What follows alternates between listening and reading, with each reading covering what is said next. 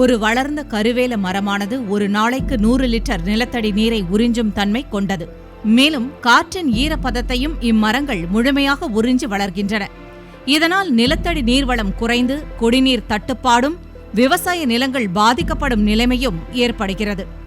இந்நிலையில் திருப்பூர் வடக்கு பகுதி கிராமங்களான ஈட்டிவீராம்பாளையம், தொரவலூர், மேற்குபதி உள்ளிட்ட 10 கிராமங்களில் ஆயிரக்கணக்கிலான ஏக்கரில் வளர்ந்துள்ள சீமை கருவேல மரங்களை அரசின் உதவியின்றி கிராம மக்களே வேரோடு அகற்றும் பணியில் ஈடுபட்டுள்ளனர்.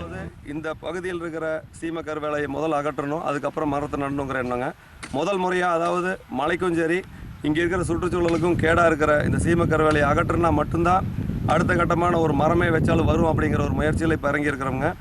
குடியரசு தினத்தன்று இந்த பணியை தொடங்கியுள்ள கிராம மக்கள் வடக்கு பகுதியில் உள்ள 10 கிராமங்களிலும் கருவேல மரங்களை அகற்றி மழை தரும் மரங்களான வேப்பம், புங்கை போன்ற மரங்களை நட திட்டமிட்டுள்ளதாக தெரிவிக்கின்றனர். இப்போ ஒன்றும் இல்லாத ஆடு குட்டி கூட தீனு கூட இல்லைங்க, கிணத்துலையும் தண்ணி இல்லை, ஒன்றும் இல்லை. 4-5 வருஷமா ஒன்றுமே இல்லைங்க. அந்த வேலிவேல மரம் வந்து காட்டுக்குள்ளே விவசாய காட்டிலெல்லாம் முளைச்சி கிடக்குது.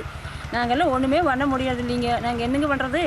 அதனால நாங்கள் இது இல்லைன்னா கூட வெட்டி எறிஞ்சினாலும் பார்க்கல பார்க்குறோமுங்க. வாழை அல்லாதவங்க சோளங்காய் எல்லாம் கூட தான் விளைஞ்சுதுங்க. இப்போ இந்த 5 வருஷமாக ஒன்றுமே இல்லைங்க. வெள்ளாடி குட்டியில் கூட ஒரு தீவனத்துக்கு கூட வழி இல்லைங்க. அப்புறம் இது என்ன பண்ணுறது? நாங்கள் இந்த செடியெல்லாம் பிடுங்கினாலும் பார்க்கலாமுங்க. எது இந்த முயற்சி எடுத்துருக்கிறோமுங்க.